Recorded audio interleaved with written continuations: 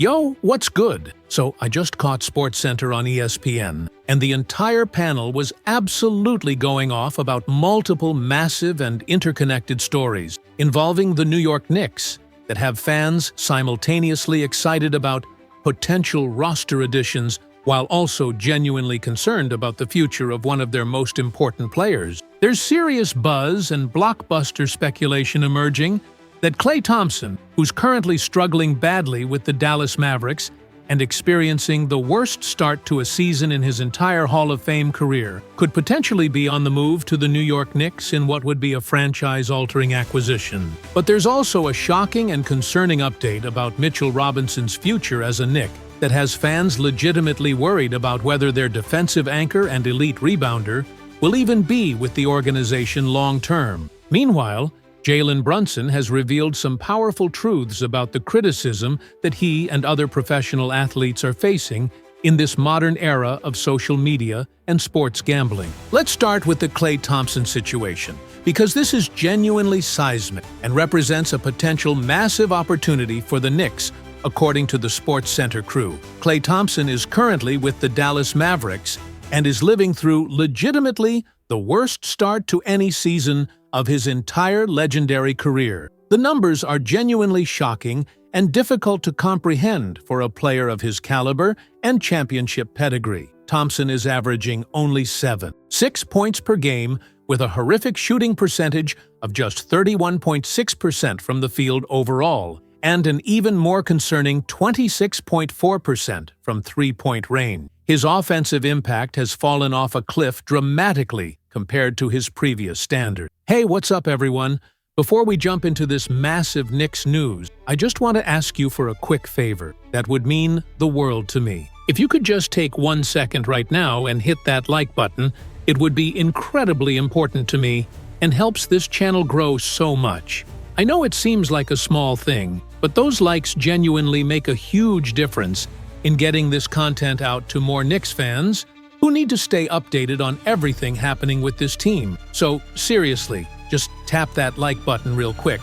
It literally takes 1 second and it helps me out more than you know. The Dallas Mavericks organization, meanwhile, is occupying dead last place in the Western Conference standings and presenting the absolute worst offensive efficiency rating in the entire league, despite possessing what's actually a pretty solid and respectable defensive unit. The contrast between their defensive performance and offensive struggles is genuinely remarkable. Desperately searching for solutions and trying to spark some kind of turnaround, Mavericks head coach Jason Kidd made the significant decision to move Thompson to the bench and out of the starting lineup, which clearly indicates that the front office and coaching staff are not satisfied whatsoever with his current production and overall impact. The SportsCenter panel emphasized that beyond just the poor shooting numbers, there's a deeper systemic problem. After the departure of Luka Doncic from the lineup due to injury and the concerning lack of a consistent primary ball handler and shot creator on the roster, Thompson's entire style of play has become completely disconnected from what Dallas is trying to accomplish offensively. His role has been severely limited, and his opportunities to get quality catch-and-shoot attempts have drastically diminished because there's nobody consistently creating those looks for him anymore. With Thompson signed to a 3-year contract worth $50 million total, his market value has definitely dropped from what it was just months ago when he signed that deal. However, the analysts emphasize that Thompson is still extremely valuable for contending teams that are actively searching for veteran sharpshooters with extensive playoff experience, especially in high-pressure postseason scenarios where his championship pedigree becomes invaluable. And this is precisely where the New York Knicks enter the picture as an absolutely perfect destination. The Knicks are actively searching for elite three-point shooters who can provide floor spacing, plus players with genuine NBA Finals experience who can complement the core they've built around Jalen Brunson and OG Anunoby. Thompson checks every single one of those boxes despite his current struggle. The SportsCenter crew thinks if New York can acquire Thompson for a reasonable package without giving up core pieces, it's a move they should absolutely explore aggressively. Thompson in the Knicks' motion-heavy offense Running off screens with Brunson creating looks would be a completely different situation than what he's experiencing in Dallas's dysfunctional system. But now, let's talk about the shocking and genuinely concerning update regarding Mitchell Robinson's future with the Knicks, because this has fans legitimately worried. There are major questions surrounding what's next for this team, specifically regarding Mitchell Robinson and his long-term future with the organization, which is now being called into serious question more than ever before, according to the panel. Mitchell Robinson has been this team's absolute X-factor ever since the Knicks started becoming a legitimate playoff team. Even before that transformation, Robinson was an X-factor type of player. It just didn't matter as much because the Knicks were still suffering through the dark ages of irrelevance. Robinson has been through absolutely everything with this organization. He got drafted by the Knicks way back in 2018, shortly after Carmelo Anthony was traded away, and has been with the franchise through all the ups and downs. This is a player who was teammates with Kristaps Porzingis in those early years. Robinson has been on the Knicks for a very, very long time, and fans have just started to understand and accept that if the Knicks are playing meaningful basketball, Mitchell Robinson is going to be there as their defensive anchor. The longest-tenured Knick has been such an invaluable weapon for this team ever since being drafted 36th overall in the second round, and his impact has only gotten better and better as time has progressed. Robinson is already showing this season that he's once again going to be the X-factor in determining how far this team can go. If the Knicks genuinely want to win the NBA Finals this season, they absolutely need Mitchell Robinson healthy and available to accomplish that goal. The organization is being extremely careful and cautious with Robinson's health and his minutes restriction, which is smart long-term planning. But now there's a much bigger question looming according to the SportsCenter analysis. This isn't just about Mitchell Robinson's health and how long he'll be able to play for the Knicks due to injury concern. Now, there are genuine questions about how long Mitchell Robinson will play with the Knicks organization period, because he is set to become an unrestricted free agent at the end of this season, and there have been numerous questions and speculation about what happens next. ESPN's Ian Begley just revealed a very harsh and difficult truth for Knicks fans to hear, reporting that there are going to be multiple teams with significant cap space available this summer, and if Robinson is healthy and performing at his current elite level, he's going to be extremely attractive on that open free agent market. Maybe the Knicks surprise everyone and actually get a contract extension deal done during the season if Robinson continues having this type of game-changing impact on the floor when he's healthy and available. Even though New York is carefully limiting his minutes, opposing teams around the league absolutely know what Robinson is capable of accomplishing, and he's continuing to demonstrate that elite two-way value. Not only that,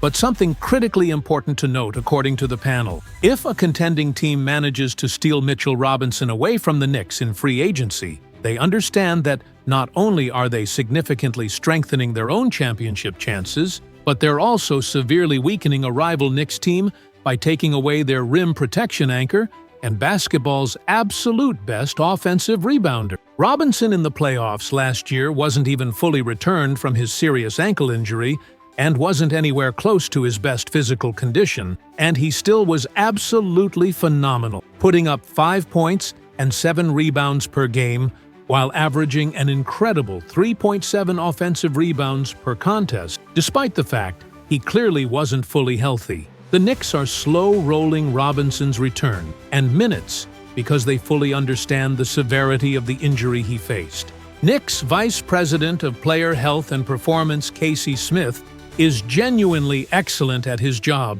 There's a legitimate reason why the training staff won an award last season for their work. It's absolutely critical that the Knicks continue using Mitchell Robinson the right way and don't overwork him to the point where he could start dealing with that stress injury on his ankle flaring up again. If Robinson starts having ankle problems resurface, the medical staff immediately takes him out of games as a precaution. But the SportsCenter crew emphasized that when Mitchell Robinson is healthy and on the floor, the man is genuinely one of the most unique and impactful players in all of basketball. Looking at the NBA leaders in offensive rebounds per 36 minutes this season, Mitchell Robinson sits in first place with an absolutely absurd 13.9 offensive rebounds per 36 minutes of playing time. For reference and context, Robinson is currently averaging 4 points and 8.7 rebounds per game this season, with 6.3 of those boards coming on the offensive glass. So when you take the 2.5 defensive rebounds and project everything per 36 minutes of action, you're witnessing Mitchell Robinson having a season where he would average nearly 18 total rebounds per game if he played starters minutes. Robinson not only lays legitimate claim to being the best offensive rebounder in basketball, but players like Clint Capella and Steven Adams, who are both right up there, averaging around 8 offensive rebounds per 36 minutes, also recognize Robinson's dominance. Donovan Clingan and Jalen Duren are both excellent offensive rebounders as well in their own right. Adams has long been named alongside Robinson as one of the 2 best offensive rebounders in basketball, but even Adams himself has publicly stated that Mitchell Robinson is better than him at offensive rebounding, and that Robinson is legitimately basketball's absolute best offensive rebounder, period. The panel also noted that Capella and Adams are actually both on the same team with the Houston Rockets, so Houston is rebounding the basketball extremely well on offense, which is a terrifying thought when you have elite scorers getting second-chance opportunities. But that's not the main point here. The point is that it's absolutely pivotal and critical that the Knicks find a way to keep Mitchell Robinson around long-term. Without Robinson anchoring the defense and dominating the offensive glass, things just aren't the same for New York. The team isn't as good without him, plain and simple. When the analysts look at the upcoming free agent market for big men, there are definitely a few different options theoretically available, but are any of them genuinely better than Mitchell Robinson at what he does? The SportsCenter crew is inclined to say, absolutely not. Even when Isaiah Hartenstein was playing excellent basketball for the Knicks, Robinson was still the better overall player when healthy. Hartenstein will gain significant interest on the open market. He has a club option with the Oklahoma City Thunder that OKC is going to decline due to salary cap space reasons, making Hartenstein an unrestricted free agent who will ultimately leave the Thunder. Obviously, when that time comes, there will be noise and speculation about him potentially returning to the Knicks because of how much he genuinely loved playing for the organization, but that's a conversation for much, much later down the line. Outside of those options, there's Nicolas Batum, who's been playing solid basketball, but is a completely different style of big man. Yusuf Nurkic is having a decent season with Portland. Zach Collins isn't really going to shake up the league. Robert Williams is a talented big man, but he's definitely limited by persistent injuries and only being 6'8" in height. Brook Lopez might retire after this season.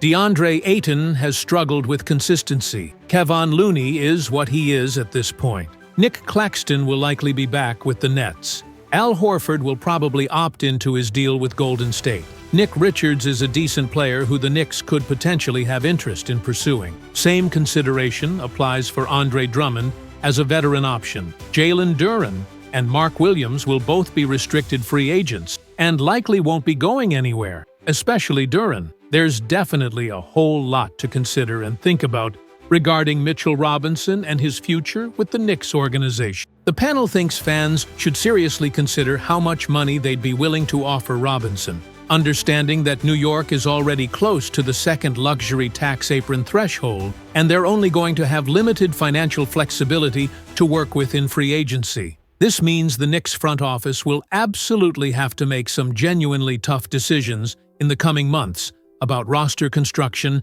and financial priorities. But right now, the sole focus has to be on winning the NBA championship this season. And on top of all that roster speculation, there's also important discussion surrounding criticism that professional athletes face. Jalen Brunson has spoken out powerfully about the harassment that he and other athletes have experienced, particularly in the era of legalized sports gambling. This conversation extends far beyond just Brunson personally, and comes in light of comments from another New York athlete, Giants kicker Graham Gano, who's been in the NFL since 2009. Gano openly discussed how sports gambling has completely changed the way fans perceive and interact with him, saying that every single week ever since legalized sports betting really exploded in popularity, he receives horrible and abusive comments in his direct messages. Gano is getting messaged with completely atrocious things that the Sports Center panel won't even repeat, because there's no point in highlighting all the terrible abuse directed at someone who seems like a genuinely good person. And here's the critical thing to understand. Graham Gano has been in the NFL since 2009 for a very good reason. He's one of the best and most consistent kickers in the sport, and has been that way for a very long time. His efficiency has been through the roof, whether with Carolina, where he was a Pro Bowler and kicked for a team that went to Super Bowl 50, or with the Giants, where he's remained one of the league's most reliable kickers.